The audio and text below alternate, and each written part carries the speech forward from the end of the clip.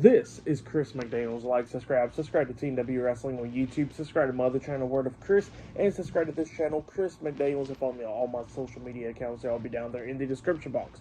And I'm here to do my WWE Friday Night SmackDown June 20th, 2025 reviews. So here we go discussing about tonight's episode, Friday Night SmackDown, where they were live in Grand Rapids, Michigan tonight.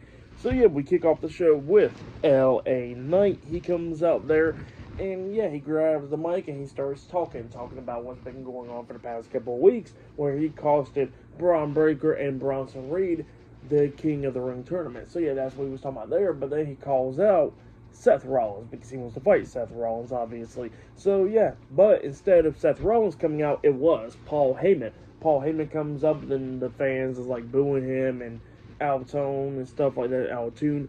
And Paul Heyman's not too happy about that, but then he was talking about how he's a big fan of LA Knight, and then he does the yeah thing, but then he tells LA Knight that, he's not getting Seth Rollins, and then he tells him that, that he needs to leave out of Grand Rapids, Michigan, because if he doesn't, something very bad will happen to him before the end of the night. So yeah, that's what Paul Heyman tells LA Knight, and then LA Knight jumps off that, and he says that he ain't going nowhere, but then he tells Paul Heyman, since Seth Rollins is not there, Braun Breaker, Bronson Reed, he says that, Paul Heyman's in the ring with him, and he says that, he wants to fight him. So yeah, that's what he tells Paul Heyman, but then he tells him that he can get the first shot in the back. So LA Knight turns around, waiting for Paul Heyman to hit him in the back, but then Heyman decides to walk out of the ring. And then Paul Heyman tells him that, remember when I told you that something very bad is going to happen to you by the end of the night? That was a prediction. That was a spoiler. And then all of a sudden, out comes Braun Breaker and Bronson Reed. They get into the ring. They start brawling and stuff. They take down LA Knight, and then they was beating him down. They was about to put him through the announce table at one point, but the LA Knight grabs a steel chair from the timekeeper's area, starts hitting him in the stomach and the back with the steel chair, quickly got into the ring, and made sure that Braun Breaker and Bronson Reed did not get into the ring to attack him anymore. So yeah, that's what happened there. Pretty good segment to kick off SmackDown. But yeah, there's a lot more stuff happening tonight on SmackDown. We're going to be seeing John Cena versus R-Truth one-on-one tonight. Not only that, we're going to be seeing Randy Orton versus Sami Zayn in the semifinals of the King of the Ring tournament later on tonight.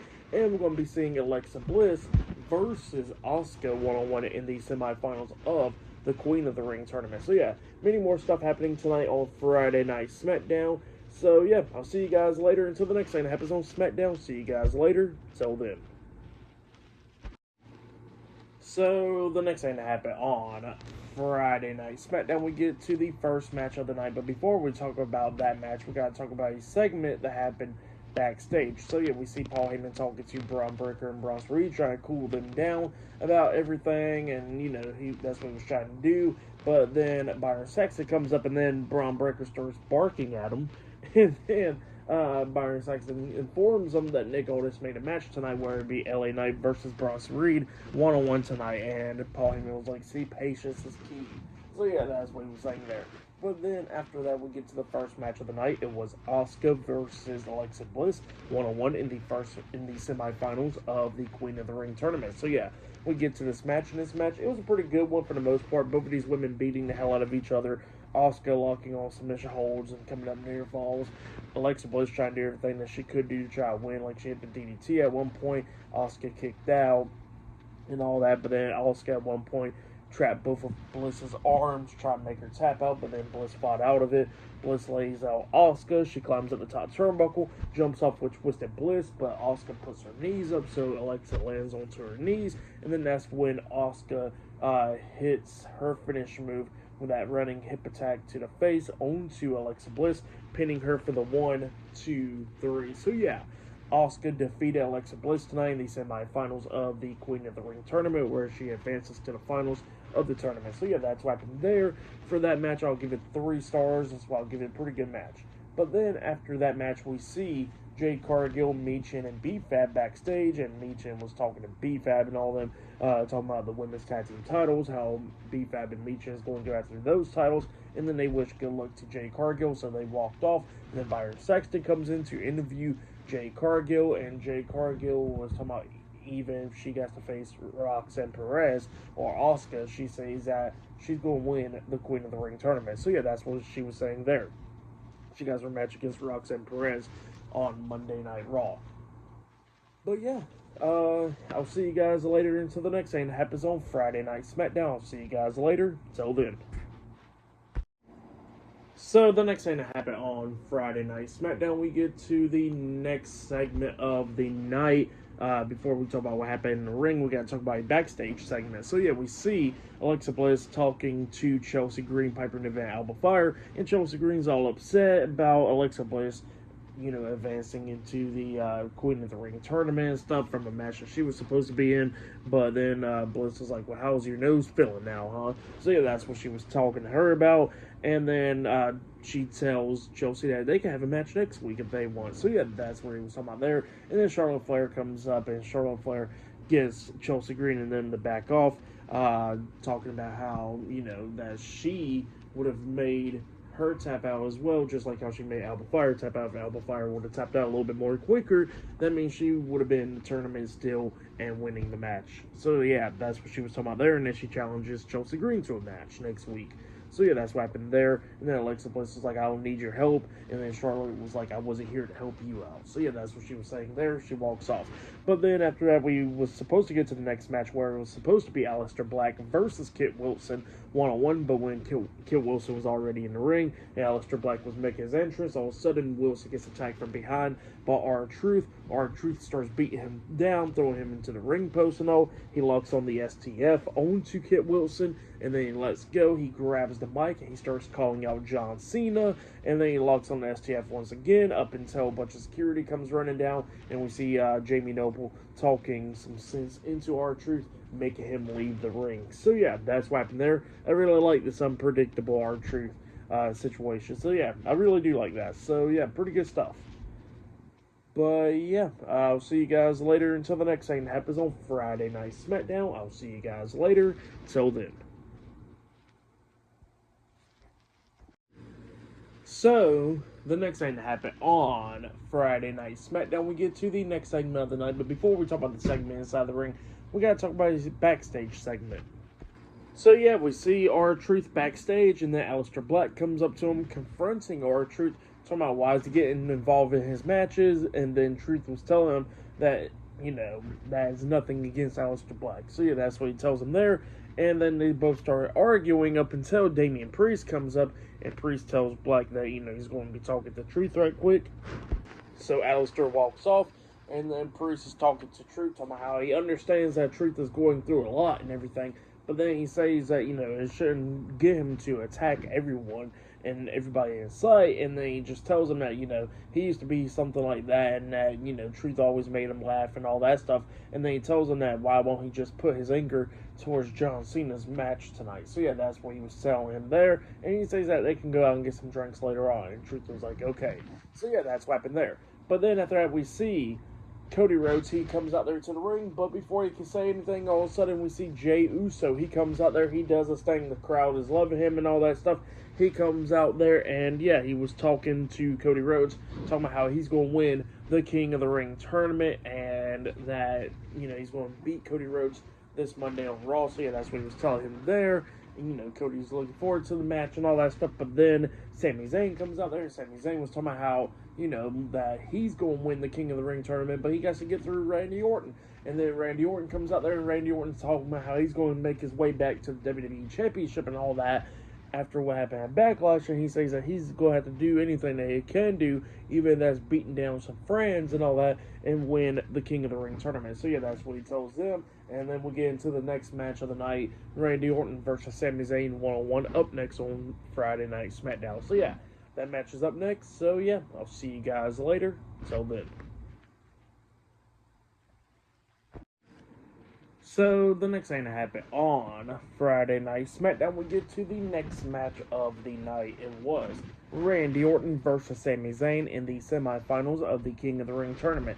So yeah, we get to this match, and this match, it was a pretty good one. Both of these guys beating the hell out of each other, coming up near falls, like we see Sami hitting the Blue Thunder Bomb on the Orton. Orton kicked out at 2. They was going outside of the ring, slamming each other on the announce table, beating the hell out of each other.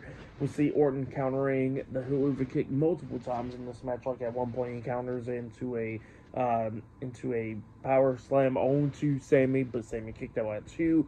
But then at the ending, we see Sami taking control, try to hit the haluva kick, but then we see Orton try to hit like the RKO, but then Sami counters that by throwing Orton down to the mat, and then Orton's in the corner. Sami goes to the other corner, sets up a haluva kick. He comes running up to Orton to try to hit the haluva kick, but then he gets hit with the RKO from out of nowhere, and then Orton pins him for the 1, 2, 3. So yeah, Randy Orton defeated Sami Zayn tonight in the semifinals of the King of the Ring tournament. That's what happened there. Pretty good match. So yeah, Randy Orton advances to the finals of the King of the Ring tournament, where he'll either face Cody Rhodes or Jey Uso in the finals of the tournament at Night of Champions. So yeah, that's what's going on there. But yeah, that match between Cody Rhodes and Jey Uso will be happening this Monday on Raw in the semifinals of the tournament. But yeah, for that match between Randy Orton and Sami Zayn, I gotta give it 4 stars. That's why I'll give it. It was a pretty good match. So yeah, that's why I'll give that match 4 stars. Pretty good one. But yeah, that's what happened. There's still more stuff to come later on tonight on Friday Night SmackDown. We're going to be seeing the undisputed WWE Champion John Cena taking on R-Truth later on tonight in a non-title match on Friday Night SmackDown. And there's a lot more stuff happening tonight. Bronson Reed versus LA Knight and much more. So yeah, I'll see you guys later until the next thing that happens on Friday Night SmackDown. I'll see you guys later. Till then. So, the next thing to happen on Friday Night SmackDown, we get to the next segment of the night, where we see Nia Jax. She comes out there to the ring, and then she starts talking about what's been going on. So, yeah, she was talking about how last week on SmackDown, she attacked Tiffany Stratton because she wants her women's championship back. So, yeah, that's what she was saying there, how Tiffany Stratton came up underneath her wing and all to learn from her, and then all of a sudden Tiffany Stratton backstabbed her and capture the women's championship away from Nia Jax. So yeah, that's what Nia Jax was saying there. But then she gets interrupted by Tiffany Stratton, and Tiffany Stratton comes out there and she says that she was smart and all that stuff, and she cashed in the Money in the Bank briefcase to win the women's championship from Nia Jax. So yeah, that's what she was saying there. But then she was talking about how she already done talked to Nick Aldis, and that next week on SmackDown she'll be defending the women's championship up against Nia Jax in a last woman standing match. So yeah, that's what she tells Nia, and then both women starts brawling, beating the hell out of each other, and then Nia starts getting the upper hand, laying out Tiffany, and then she hits a leg drop onto Tiffany, and then hits a second leg drop onto her, laying her out, and then Nia gets out of the ring, goes to the announce table, telling the commentators that she's going to win the women's championship next week on SmackDown. But then all of a sudden, while she's standing outside the ring and Tiffany Stratton's laid out inside the ring, we see Miss Money in the Bank, Naomi, come running down with a referee to try to cash in the briefcase, and Naomi, she was ready to get the championship match and all that, but then Nia pulls Naomi out of the ring, and then Naomi gets back up on the ring apron, trying to get back in there, and then Nia pulls her back off the ring apron.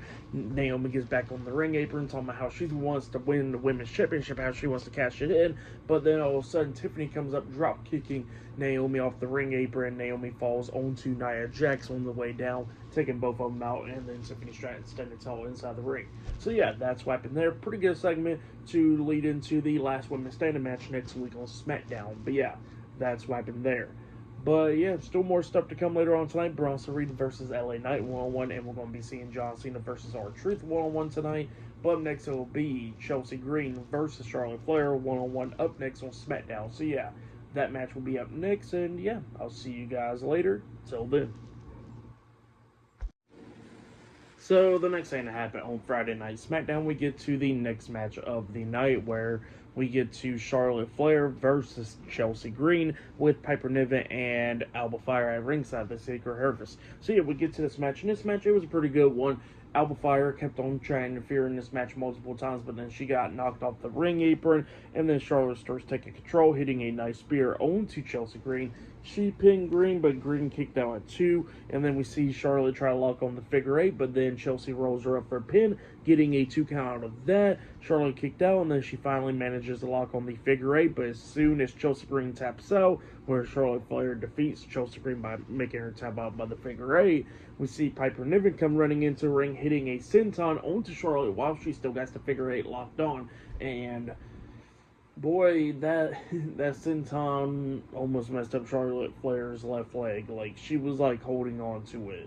Like, that leg kind of like buckled a little bit, but It seems like she was okay after the fact because there was some more stuff going on. You can see the referee try to get Piper and Alba Fire to stop, pretty much because of the left leg. But yeah, they was beating her down, and then all of a sudden, Alexa Bliss comes in there. She helps Charlotte Flair to take out Piper Niven and Alba Fire, and then we see Alexa hitting the Sister Abigail DDT onto Chelsea Green, laying her out, and then we see Charlotte Flair staring at Alexa Bliss walking out of the ring. So yeah, that's what happened there. Pretty good stuff.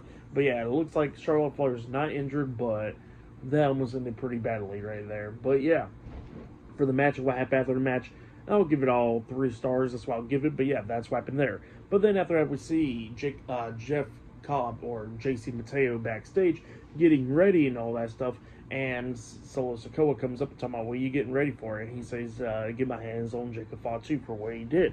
And Solo was talking about how he wants to go talk to Jacob because he only listens to him. So he tells JC to stay backstage, but he says that, if so, then come. So yeah, that's what he was saying there. And Solo walks off while JC's smiling. So yeah, it looks like up next we'll be hearing from Solo Sikoa and Jacob Fatu. So yeah, I'll see you guys later. Till then. So, the next thing that happened on Friday Night SmackDown, we get to the next segment of the night where we see Solo Sikoa. He comes out there to the ring and he starts talking inside the ring, talking about what happened at Money in the Bank and everything, but then he calls out Jacob Fatu. So yeah, Jacob Fatu comes out there with the United States Championship, and Fatu gets in the ring and he starts talking. Solo starts talking to Jacob.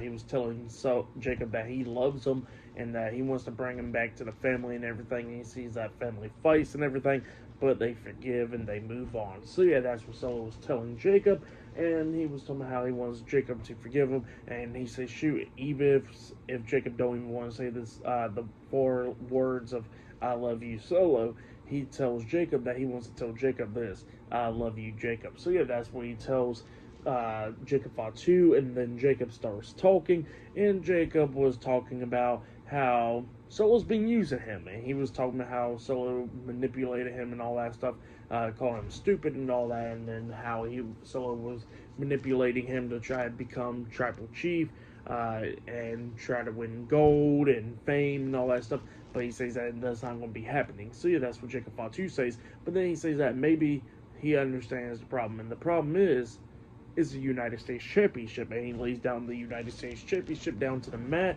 and Jacob Fatu says that if you want to come after the United States Championship, then fight me, Solo. So yeah, that's what he tells him, and it looks like both guys was about to go ahead and start at it, but then Solo looks at him, and then he tries to hit the smelling spike onto Jacob. Jacob catches his arm, and then Jacob hits a headbutt into him, beating Solo down, up until JC Mateo gets down there, and then became 2-on-1. They start beating down Jacob Fatu, and then Jimmy Uso comes running down. He hits a couple of super kicks on the JC Mateo and Solo Sikoa, but then it became 2-on-1, where both guys was beating down Jimmy Uso, and then Jacob Fatu got back up, hitting some super kicks on the JC Mateo and Solo Sikoa, and then him and Jimmy Uso staring at each other, and then Jacob tries to hit the moonsault onto Solo, but Solo quickly got out of the ring.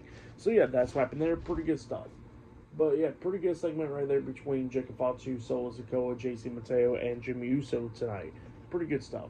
But yeah, still to come later on tonight, we're going to be seeing R-Truth versus John Cena 1-on-1 later on tonight on SmackDown. And not only that, we're going to be seeing Bronson Reed versus LA Knight. So yeah, I will see you guys later. Till then. So, the next thing that happened on Friday Night SmackDown, we get to the next match of the night. It was LA Knight versus Bronson Reed with Braun Breaker and Paul Heyman at ringside. So yeah, we get to this match, and this match, it was pretty decent. Now, we see Bronson Reed coming out there, and the LA Knight's theme song starts playing. Bronson Reed is waiting for him to come out, but LA Knight came through the crowd, taking out Braun Breaker by pushing him into the ring post face first, and then LA Knight gets into the ring. The match starts. Both guys starts beating the hell out of each other. Bronson Reed kept on trying to interfere and all that, but LA Knight kept on knocking him off the ring apron. But LA Knight was taking control of this match until the very ending of this match, where we see Braun Strowman got knocked over the top rope. LA Knight turns around. He gets hit with a spear by Braun Breaker, which leads into disqualification. So yeah, LA Knight defeated Braun Strowman by disqualification because of Braun Breaker. And then Braun Strowman picks up LA Knight, holding him in place. And then Braun Breaker hits another spear onto LA Knight, laying him out. But then, if that wasn't enough, Braun Strowman climbs at the top turnbuckle, jumping off with a tsunami onto LA Knight, laying him out, and then he climbs up there again, hitting a second tsunami onto Knight, laying him out again, and then referees try and get him to stop, and they won't stop, so Braun Strowman climbs up the top turnbuckle again, and jumps off with a third tsunami onto LA Knight, laying him out. So yeah, that's what happened there. LA Knight defeated Braun Strowman by disqualification, but then Braun Strowman and Braun Breaker lays LA Knight out after the match. That's what happened there. Pretty good stuff in the match. What happened after the match, I'll give it all 2.5 stars. That's what I'll give it. But yeah, next will be the main event. It will be the undisputed WWE Champion John Cena versus R-Truth one-on-one in a non-title match. Up next in the main event of SmackDown. So yeah, I'll see you guys later. Till then. So, the next thing that happened on Friday Night SmackDown, we get to the main event, following by a pretty interesting segment. But before we talk about that, we gotta talk about a backstage segment.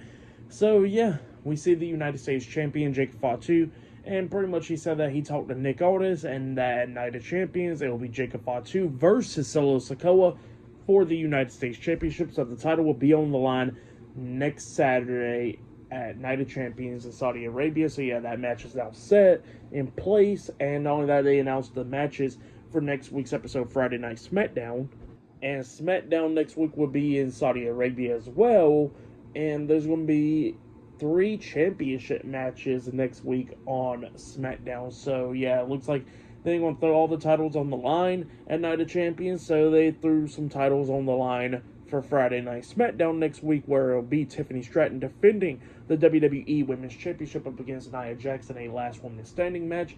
We are going to be seeing the Street Profits defending the WWE Tag Team Championships up against the Wyatt Six next week on SmackDown.